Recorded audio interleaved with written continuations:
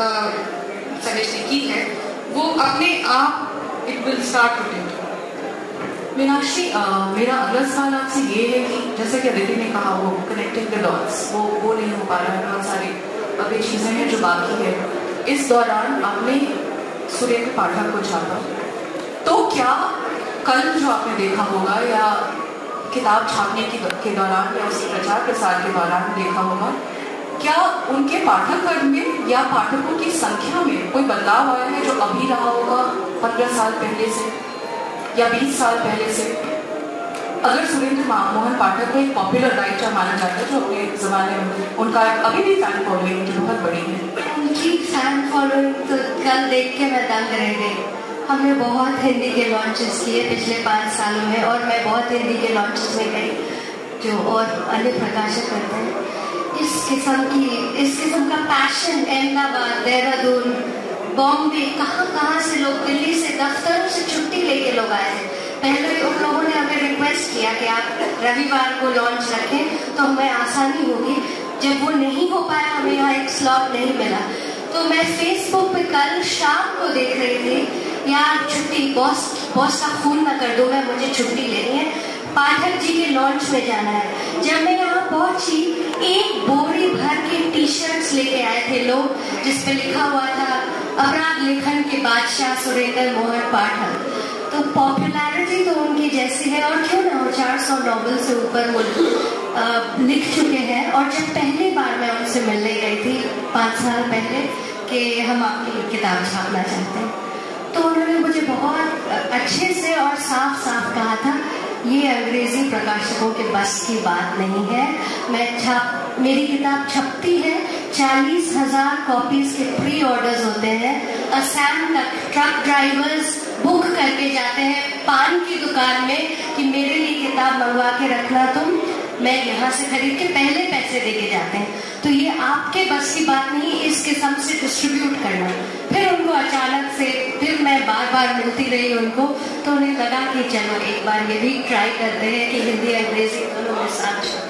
तो ये ऐसा नहीं है कि पॉपुलर लेखन नहीं हो रहा है। बेस्ट सेलर्स कौन बनाते हैं? बेस्ट सेलर मीडिया बनाती है, और किसी किताब को वर्ड ऑफ माउथ, जैसे मैं आपको कहूँ कि क्या जबरदस्त किताब है उदय प्रकाश जी की या कोलाबा कॉन्स्पिरेसी, पाठक जी की, तुम क्यों नहीं पढ़ो, ये प्रॉब्लम है। और अदिति ने जो कहा कि डिस्ट्रीब्यूशन सही नहीं है हिंदी किताबों की, हम छाप रहे हैं और बिल्कुल अंधों की तरह अंधकार में वो डार्ट्स फेंक रहे हैं कि कहीं ना कहीं तो निशाना लग जाएगा।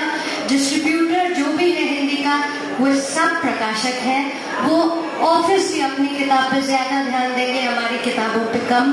और मैं नहीं मानती कि उसमें कुछ भी गलत है, तो हम पहुंच ही नहीं पा रहे हैं जहाँ हिंदी के पाठक है। दूसरा कि अटेंशन स्पैन सिमट आया है हिंदी के अखबारों तक, और हिंदी की किताबें, हिंदी पॉपुलर गद्य अब पॉपुलर सीरियल्स में कन्वर्ट हो गए हैं।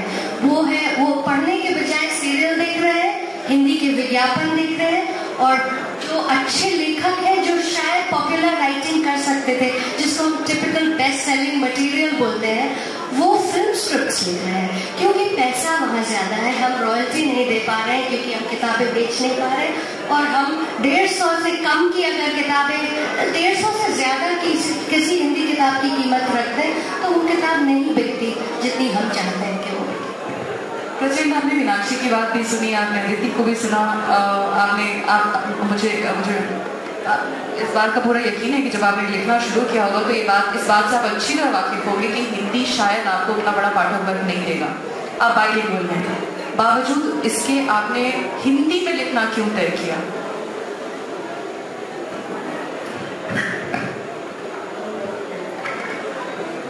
बहुत अच्छा प्रश्न है आपका। इसमें बहुत सारे विचार हैं। पहले मैं शुरुआत करता हूँ इमरान जॉब साहब एक शेर का, था जॉब पहले दिल्ली में पंजाब का सा हुस्न, कहते हैं वो पानी अब मुल्तान बह गया।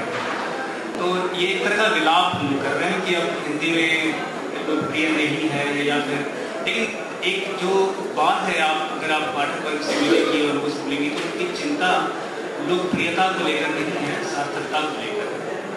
बहुत सारी बातें हिंदी में आप जो बोल रहे हैं कहा कि जो अच्छे लेखक हैं जिनको लिखना चाहिए वो फिल्म स्क्रिप्ट लिखा है, जिनको नॉवेल लिखना चाहिए था, जिनको कुछ और काम करना चाहिए था, वो कुछ और कर रहे हैं। मैं कई बहुत अच्छे लेखकों को जानता हूँ जो मेरे साथ पढ़ते थे IIT में, लेकिन वो लोग साइंटिस्ट बन गए, कुछ और बन गए, ये कर लिया। कुछ हमारे मित्र हैं सामने जो कुछ अधिक मैनेजर हैं कुछ हैं, लेकिन वो मत वो काफ़ी अच्छे लेखक थे, हो सकते थे और अभी भी हैं, लेकिन करना नहीं चाहते हैं। तो इसके पीछे गहरी बात ये है कि जो बुद्धिजीवी वर्ग है, जो सबसे अच्छे लोग कहा जा सकते हैं इस शैक्षणिक दृष्टिकोण से, जो सबसे सफल हैं, वो हिंदी साहित्य पर ध्यान नहीं दे रहे हैं, कई कारणों से नहीं दे पा रहे हैं। इसके पीछे एक आपने कहा कि 95 में जब आया था 1992 के उदारीकरण के बाद जब समाज बदला, तो उदारीकरण से बदला, लोगों को नए ग्राहक चाहिए, तो लोगों ने हिंदी में लिखना शुरू किया कि हिंदी का वर्ग छूटा है तो एक नए ग्राहक तैयार किए जाए। इन सब के पीछे, इतनी सारी होड़ के पीछे अगर आप देखेंगे तो भले ही बहुत सारे लोग बहुत सारी किताबें लिख लेंगे, उनकी स्वीकार्यता नहीं है बहुत सारे जनमानस के बीच में। जो बहुत सारे अच्छे लोकप्रिय लेखक हैं, लेकिन अभी सबसे ज़्यादा क्या दिखता है? प्रेमचंद दिखते हैं। अभी भी लोग उनके बाद बहुत अच्छे लेखक हुए, जैन यशपाल, जयेंद्र कुमार, बहुत सारे हैं, लेकिन जनमानस के मन में अभी भी प्रेमचंद का ही नाम है। क्यों है? इसके पीछे है कि लोग उसे जुड़ाव महसूस करते हैं और बाकी लोग उस लेवल पर नहीं पहुंच पाए। वो कहते हैं ना कि सूर तुलसी सरिता केशव दास, तो बाकी हम लोग सब जुड़े ही हैं, कोई सूरज नहीं बन पाया, प्रेमचंद नहीं बन पाया। अब इसके हम विलाप कर सकते हैं कि हम नहीं कर पाए, लेकिन विलाप करने के अलावा फिर बाकी एक जिम्मेदारी बनती है बाकी लोगों के हिसाब से। देखिए मेरी जो बात शुरू हुई है ना, हम लोग बात कर रहे हैं, हिंदी में बात कर रहे हैं और हिंदी में पॉपुलर लेखक की बात कर रहे हैं, यानी लोकप्रिय लेखक। हम धीरे धीरे शब्दों को बदल रहे हैं। एक बड़ी अच्छी बात करेगा सोचिए कि आप बेस्ट सेलर के लिए, ये एडजेक्टिव है, इस विशेषण के लिए मुझे आप एक शब्द बता दीजिए जिसको हम संज्ञा की तरह इस्तेमाल कर सकें, प्रयोग करके। नहीं हो सकता है हिंदी में, नहीं हो सकता, हिंदी में नहीं है, क्योंकि हिंदी जो भाषा है ये इस तरह की होड़ से, प्रतियोगिता से मुक्त है। ये हमारे जीवन दर्शन है जो हमारे भाषा में जुड़ा हुआ है एक तरह से। तो हमें इन सारे कथनों में नहीं पढ़ना है, भले करोड़ों बिक जाए, बड़े अरबों बिक जाए, लेकिन इसके पीछे भी आज भी जनता जो है वो रामचरितमानस पढ़ना चाहेगी, हनुमान चालीसा पढ़ना चाहेगी और पढ़ती रहेगी। और वो हनुमान चालीसा, महाभारत, रामायण, उसकी जो सार्थकता है उसके बाद तो मैं सोचता हूँ कभी कभी कोई मेरी किताब क्यों पढ़े, नहीं पढ़े। मैं तो अपने मेरा लेखक को परिचय दिया, मेरे को बड़ा अच्छा लगा, लेकिन सही बात तो ये कि हम लोग को तो लेखक कहना नहीं चाहिए। मतलब एक जो पाठक है जिसके पास पढ़ने के लिए महाभारत है, रामायण है, पंचतंत्र है, कथा साहित्य सागर है, हितोपदेश है, इतने सारे कुछ है, वो आपकी रचना क्यों पढ़ेगा? मैंने एक दोस्त से पूछा कि भाई तुम हमारी रचना क्यों पढ़ना चाहते हो, तुम क्यों चाहते हो कि हिंदी में लोकप्रिय लेखक आए? उसने कहा कि बात तो सही है कि मैं तुम्हारी किताब नहीं पढ़ूँ, मुझे क्या फर्क पड़ जाएगा? कोई फर्क नहीं पड़ता। मेरे पास अभी भी इतनी किताबें हैं कि मैं अगले 10 साल तक पढ़ता हूँ। मैंने आज तक बालभट्ट ज्ञान कथा नहीं पढ़ी है, मुझे बड़ा दुख है इस बात का, तो मुझे तारीफ करते हुए हमने नहीं पढ़ी है, लेकिन फिर भी मुझे डर लगता है कि समसामयिकता से मैं थोड़ा कट न जाऊँ, समाज थोड़ा कट न जाऊँ, समाज में नई संगतियाँ पैदा आ रही हैं। तो एक है चर्चा की ये जो साहित्य है, दर्शन है, उसका आखिर में उसका मूल उद्देश्य क्या है? इसके पीछे एक रिव्यू साहब एक बॉलर फिलोसफर थे, उन्होंने कहा था कि देखो इसका एक बड़ा मतलब ये है कि ये एक तरह का एक फॉर्मूला नहीं चला रहा है कि ये फॉर्मूला है, इसको पढ़ लो, इसको समझ लो और ये पूरी जिंदगी चलता रहेगा। ऐसा रहता तो आज तक महाभारत और गीता जगत नहीं रहती। तब वही मतलब उसके पीछे कही है कि लोग उसको समझना, उसको एक तरह से अपने साथ आत्मसात करना, उसके अलावा बीते हुए समय को समझकर अपने समय का प्रतिरोध करते हुए कुछ इस तरह से अपने समय पर आप प्रभाव पैदा करें कि आने वाला समय अच्छा हो। तो प्रश्न मैं आप ही की बात को आगे बढ़ाते हुए सरेश से पूछना चाहती हूँ, बीते हुए समय को देखते हुए आने वाले समय पर नजर रखना, समसामयिकता, समकालीन चीजों को देखना। सरेश आपने लगातार वैसे लेखकों को बढ़ावा दिया, वैसे लेखकों को छापा, और हम इसमें अभी नहीं जा रहे कि सर्च पब्लिशिंग या वो उस पर हम चर्चा नहीं कर रहे हैं, हम सिर्फ कंटेंट की बात कर रहे हैं, जो लिखा जा रहा है उससे बात कर रहे हैं, जिसमें और आपके छापे हुए कई सारे लेखक, निखिल सचान हैं, दिव्य हैं, किशोर हैं, ये सब पढ़े गए और बिना ये सब इन लेखकों का उस तरह का जो सो कॉल्ड साहित्यिक पृष्ठभूमि जिसको कहते हैं, उस तरह की कोई पृष्ठभूमि नहीं है, कोई डिस्ट्रीब्यूशन चैनल का आपने इस्तेमाल नहीं किया सिवाय ऑनलाइन के। वो कंटेंट पे कौन सी बात थी, वो क्या था जो इन 3 या 4 या जो भी बेस्ट सेलर लेखक रहे उनको 1000, 1500, 2000, 2500 पाठकों तक भी पहुंचाया गया? क्योंकि जिन्होंने भी पढ़ा उन्होंने सबने फीडबैक दिया कि ये समकालीन साहित्य, ये अभी की बात है, ये अभी की विसंगतियों पर नजर है।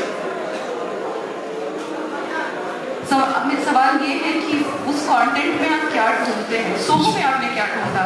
आपको क्या लगता है कौन सी चीज जब हम लोग कोई भी कंटेंट देखते हैं तो सबसे पहले हम ये देखते हैं कि अगर इसको हम पाठकों के बीच प्रमोट करना चाहिए तो क्या हम ऐसा तो नहीं कि हम बैकफुट पे होंगे। अगर मान लीजिए हम क्या इससे हमारी इमेज बिल्डिंग में कोई मदद मिलेगी? क्या कंटेंट में ऐसा कुछ होगा कि अनु जब पढ़ेंगी तो अदिति को भी बोलेंगी पढ़ने के लिए? क्या ऐसा कुछ होगा कि पढ़ने के बाद वो इतना पाठक एक्साइटेड हो जाएगा कि अगर हम ऑनलाइन माध्यम की बात करें तो निश्चित तौर पे वो उसका एक अपना सोशल मीडिया का दायरा होगा जिसमें क्या वो अपने स्टेटस लगाएगा कि हाँ मैं फलां किताब पढ़ रहा हूँ और वाह मुझे फलां चीज़ मिली। तो हम लोग कंटेंट में सबसे पहले यही देखते हैं कि ये सबसे पहले कि हम इसको प्रमोट कर सकते हैं, क्या इस कंटेंट के साथ हम कन्विंस हैं, क्या इसमें कुछ ऐसा है जिसको हम किसी तरीके से लोगों तक ये कर सकते हैं कि हम कुछ नया लेकर के आए। लगातार नया लेकर आने की जो इच्छा है वो हमारे कंटेंट चुनने में मदद करती है पहली।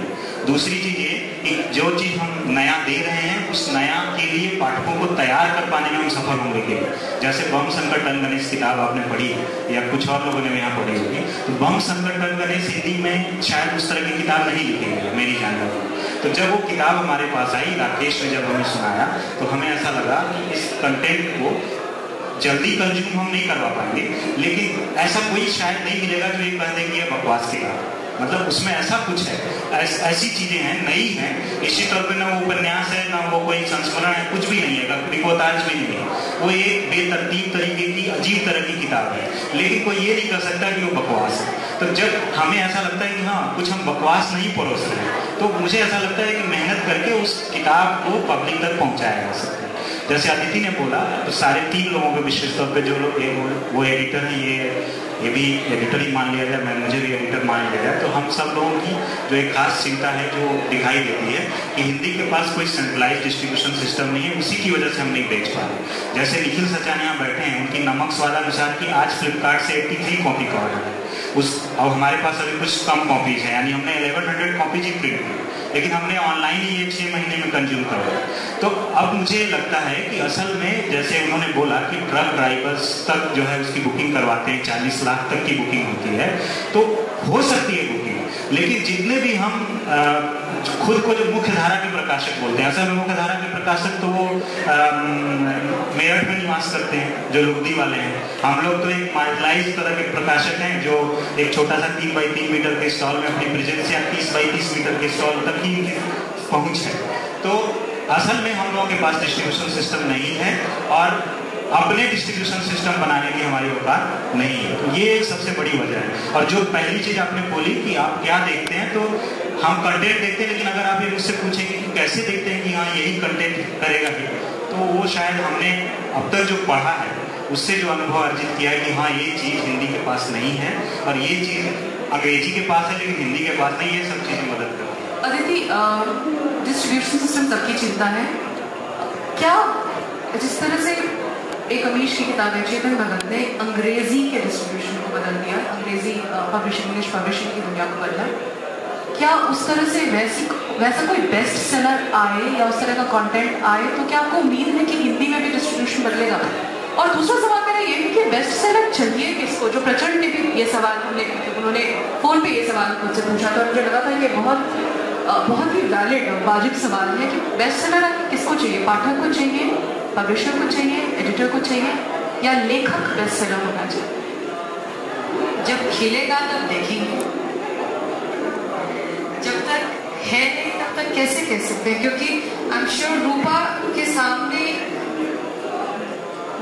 जो चैलेंजेस आए होंगे उनके डिस्ट्रीब्यूशन सिस्टम को लेके, they learn it on the spot, they learn it on the ground. तो मुझे ये लगता है कि जो प्रचंड ने कहा बहुत सही बात कही कि हिंदी में रामचरितमानस, हनुमान चालीसा और उनसे उनकी रीइंटरप्रिटेशन इतनी पॉपुलर हैं कि आप और कोई पॉपुलर लेखक के लिए, मतलब वो हैरी पॉटर भी हैं हमारे उसमें आप अगर उस तरीके से पढ़ना चाहें तो वो 50 शेड्स ऑफ ग्रे भी मिल जाएंगे उसमें, और उसमें पूरी और तमाम दुनिया की अंडर द बेड भी चीज़ें मिल जाएंगी। तो उसके भी इंटरप्रिटेशंस बहुत हैं हमारे सामने। महासंवर जैसे वाणी प्रकाशन का एक बेस्ट सेलर है, 9 खंडों में वो किताब है, आज तक पेपरबैक एडिशन नहीं निकला है, प्राइस कंट्रोल बहुत सॉलिड है उस पर, लेकिन वो इतना बिकता है कि वो हमारा बेस्ट सेलर है। मुनव्वर राणा हमारे बेस्ट सेलर है, तस्लीमा नसरीन बेस्ट सेलर है, उदय प्रकाश बेस्ट सेलर है। तो बेस्ट सेलर्स तो हैं, लेकिन बेस्ट सेलर की व्याख्या अगर आप नंबर्स के हिसाब से करेंगे तो बहुत गड़बड़ हो जाएगी। अंग्रेजी का बेस्ट सेलर जब 10,000 is 10,000 plus is best seller. हम तो 6 महीने में 2,000 मिल जाते हैं बेस्ट सेलर मान लेते हैं। I don't think we are very wrong, क्योंकि जो एग्जिस्टिंग सिनेरियो जिस स्ट्रक्चर के साथ हम चल रहे हैं उसमें इतनी खप जाए बहुत बड़ी बात, मतलब हम खुश हो। तो I don't know if I answered your question, but you have actually, I mean actually just extension to what Aditi said, अंग्रेजी और हिंदी वर्सेस अंग्रेजी। मैं ये जानना चाहती हूँ कि जब अंग्रेजी का जो बेस्ट सेलर होता है, जब एक अमीश हिंदी में छपते हैं या कोई भी बेस्ट सेलर जब हिंदी में ट्रांसलेट होता है, तो क्या उसी तरह बिकता है, उसी तरह पॉपुलर होता है? ये जरूरी नहीं है, डिपेंड करता है कि कंटेंट क्या है। तो जैसे अमीश की किताबें हैं, वो कहानियाँ तो बिल्कुल इंडियन है ना, आखिरकार हमारे माइथोलॉजी, हमारे महाभारत, हमारे रामायण सब हमारी भारतीय कहानियों से को लेके उन्होंने उसको एक नए तरीके से पेश किया है, इसीलिए वो बिक रही है। दूसरा मीडिया उसके अराउंड, यही मैं कह रही हूँ कि बेस्ट सेलर मीडिया बनाती है, और अगर मीडिया स्पेसेस श्रिंक हो जाए, समीक्षा के लिए जगह ना मिले, जो जगह नहीं है, आप फोन करिए पत्रकारों को, वो बोलते हैं हमारे पास 500 किताबें रखी हुई है, हमारे पास आपकी हिंदी किताब के लिए टाइम नहीं है, हम इंग्लिश किताब की रिव्यू कर देंगे जब उसका अंग्रेजी अनुवाद है। अब ऐसी बात का तो कोई जवाब नहीं। अगर आप अनुवाद का रिव्यू कर सकते हैं तो आप मौलिक जो हिंदी में है उसका भी कर सकते हैं। ये प्रॉब्लम है। और क्या था Just to add to what Meenakshi said, ये बात बिल्कुल सही है कि हिंदी के अखबार बहुत ज्यादा हैं, लेकिन उनमें किताबों के लिए जगह बहुत कम होती है। नवभारत टाइम्स की अगर मैं बात करूँ, मैंने उनको हिंदी महोत्सव जो हम चला रहे हैं यहाँ पर, हर रोज कार्यक्रम कर रहे हैं, उसके लिए उनको फोन करते हैं तो वो बोलते हैं अच्छा ये वो तो हम देख लेंगे, हिंदी महोत्सव तो देख लेंगे, आप ये बताइए इंग्लिश मीडियम में कौन कौन आ रहा है, कुछ आप खबर दिलवा सकती हैं, कुछ इंटरव्यू फिक्स करवा सकती हैं। ये नवभारत टाइम्स है जो कि बहुत पॉपुलर अखबार माना जाता है, हालांकि उसकी हिंदी जो है वो है, लेकिन बिकता बहुत है। दूसरी बात ये कि पॉपुलर लेखन में मुझे ये लगता है कि जो इंग्लिश पढ़ने वाले बच्चे हैं वो महाभारत, रामायण, सीता, राम, उनसे जुड़ी हुई कहानियां इंग्लिश मीडियम में नए सिरे से एक्सप्लोर कर रहे हैं, जबकि हमारे यहाँ जब बच्चा पैदा होता है, उसका संस्कार शुरू होता है, तो ये सब चीजें तो घर में नानी दादियाँ माँ बाप लेके सिखाते हैं। तो मुझे लगता है कि ये मीडियम का फर्क है कि क्यों चेतन भगत या अमीश त्रिपाठी की ही बात करते हैं इस कॉन्टेक्स्ट में, या आनंद नीलकंठन की बात करते हैं, अंग्रेजी में उनके 20,000 बिकती हैं किताबें और हिंदी ट्रांसलेशन 5,000 से ऊपर नहीं जाते हैं। Amish is an exception, Amish is an exception है। पर आप क्या ये नहीं मानोगे कि इंग्लिश के प्रचार तंत्र की वजह से हिंदी को पुश मिला? It was not the other way around. बिल्कुल सर एक कॉम्प्लेक्स है ये, हिंदी वर्ड को अंग्रेजी का कॉम्प्लेक्स छोड़ना पड़ेगा और अंग्रेजी की दुनिया को हिंदी को नजरअंदाज करना छोड़ना पड़ेगा, तभी हमारे सोल्यूशन जो प्रॉब्लम्स हैं तभी सुलझ पाएंगे, नहीं तो इसका कोई मुझे तो रास्ता नहीं नजर आ रहा। ये बड़ी मुश्किल है। और एक बेस्ट सेलिंग अगर 2000 बेचना बेस्ट सेलिंग 2000 प्रतियां बिकने से कोई किताब बेस्ट सेलर बन जाती है, तो हमारे प्रचंड जो कहते हैं कि बेस्ट सेलर्स की जरूरत ही नहीं है हमको, वो भी हमारे बेस्ट सेलर लेखक हैं। उनकी किताब की हमने 3000 प्रतियां 6 महीने में बेची थी। तो मेरे क्या हमारे हम सब के सवाल और चिंता का जवाब देगा कौन कि हिंदी को लेकर जो ये शायद प्रचंड हिंदी को लेकर जो ये कॉम्प्लेक्स है वो कैसे दूर किया जाए? क्यों हम मैं बार बार ये बात इसलिए कह रही हूँ क्योंकि मैंने कई सारे आपके इंटरव्यूज देखे जिसमें आप लगातार हिंदी और अंग्रेजी दोनों के राइटर्स को कोट कर रहे हैं, तो मैं मान के चलती हूँ कि आप दोनों भाषाएं उसी तरह से, दोनों तरह के साहित्य उसी तरह से पढ़ते होंगे, उसी शिद्दत के साथ। तो ये तो हिंदी को लेके कॉम्प्लेक्स है। और अचानक एज अ मदर मतलब मैं भी सोच रही हूँ कि मेरे बच्चों के बुक शेल्फ में कितनी सारी हिंदी की किताबें हैं और कितनी सारी अंग्रेजी की किताबें हैं, तो शायद अनुपात जो होगा वो 30-70 का होगा, हिंदी कम और अंग्रेजी ज्यादा, इसलिए क्योंकि बाजार में अंग्रेजी ज्यादा, जेरोनिमस स्टिलियन ज्यादा आसानी से उपलब्ध है। हिंदी में उस तरह से मुझे बाल साहित्य नहीं मिलता उस किस्म का। तो वो कॉम्प्लेक्स कैसे दूर होगा बच्चे? किरणमंदों से क्या पूछे कि मेरी इब्तिदा क्या है, किरणमंदों से क्या पूछे कि मेरी इब्तिदा क्या है, कि मैं इस फिक्र में रहता हूँ कि मेरी इंतहा क्या है। ये देखिए, ये जो आप एक बात बोल रही है, जो अंग्रेजी पढ़ रहे होते हैं, जो अंग्रेजी पढ़ रहे होते हैं, तो एक समय वो केवल एक इंडियन राइटिंग इंग्लिश नहीं पढ़ते या केवल कोई इंग्लिश लिटरेचर नहीं पढ़ते, बल्कि अमेरिकन, रशियन और दुनिया जहाँ के जापानीज, कोरियन, वो काफ़ी सारे एक नया दायरा बन जाता है, क्योंकि उसके अनुवाद नहीं आते, क्योंकि हमारा समाज इस तरह ऐसा बना हुआ पड़ा है कि जो भी थोड़ा पढ़ने में अच्छा है उसे अंग्रेजी आनी चाहिए, अंग्रेजी बोलनी चाहिए, और उनके अनुवाद उतने अच्छे बन नहीं पाएंगे। और एक बड़ी बात, जैसे हम लोग अगर ये भी बोलते कि हमारी किताबों को जगह नहीं मिलती समीक्षा के लिए, अखबार में नहीं मिलती, तो पहले एक बार हिंदी बोलने की वर्ग को समझना पड़ेगा कि हमारे जिन चीज़ों की स्वीकार्यता है, तो जिन चीज़ों की स्वीकार्यता है, आप देखिए तो कहीं भी जो सीरियस लिटरेचर, जो गंभीर किस्म का साहित्य है, उसको कौन पढ़ता है, उसके बारे में क्या बोलते होते हैं। तो हमारे हिंदी बुद्धिजीवी के पास गंभीर समस्याएं हैं, राजनीतिक समस्याएं हैं, इसकी समस्या है, दिल की समस्या, जो कि जायज़, किसी हद तक जायज़ है। और ऐसा होता कि कोई बहुत ही उम्दा, उत्कृष्ट और ऐसा लोकप्रिय साहित्य होता है कि जिसमें ये सारे मुद्दे भर कर आते हैं, जैसे निर्मला, प्रेमचंद की निर्मला, आप लोग पढ़ते हैं, उसके जो होता है अच्छा, वो कितना अच्छा वर्णन है, लेकिन वो ऐसा नहीं कि इसकी मस्त के लिखा हो, लेकिन मतलब कहने का मतलब ये सिचुएशन मतलब ऐसी है, हो चुका है हमारी स्थिति फिलहाल ऐसी कि स्वीकार्यता मुद्दों पर आधारित है। और मैं कहता हूँ कि ये एक तरह से सामूहिक जिम्मेदारी है लेखकों की, प्रकाशकों की, कि एक तो लेखकों की मैं कहूँ सबसे बड़ी जिम्मेदारी है कि आप प्रेमचंद नहीं है, आप प्रेमचंद नहीं है, आप फारूकी मुराकामी नहीं बन पाए, आप दोस्तों नहीं है, कि आपने अकेले दम पर आप में इतना साहस और आप में इतना ज्ञान नहीं है कि आप समाज पे, राजनीति पे, दर्शन पे, हर पे आप इतना अच्छा उत्कृष्ट विचार दे पाए जिसकी स्वीकार्यता हो, जिसकी सहभागिता हो, जिसकी उपयोगिता हो, जिसका आदर किया जा सके, वॉल्यूम में भी लिख पाए,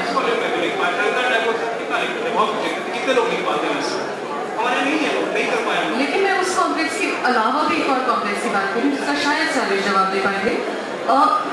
ये मेट्रो में 50 शेड्स ऑफ ग्रे पढ़ना मतलब एक स्टेटस सिंबल हो सकता है। चेतन भगत, अमीर सब पढ़ रहे होते हैं, खासतौर पर 50 शेड्स ऑफ ग्रे की करें, लॉजिक की बात करें तो। लेकिन सोहो को लेकर आपने बहुत सारे मेरे ख्याल से बहुत सारी आलोचनाएं झेली हैं उसके कवर पेज पर खास। तो फिर वो कैसे, तो क्या ये हमारी जिम्मेदारी, मतलब हमारी सामूहिक तौर पर जैसे प्रचंड ने कहा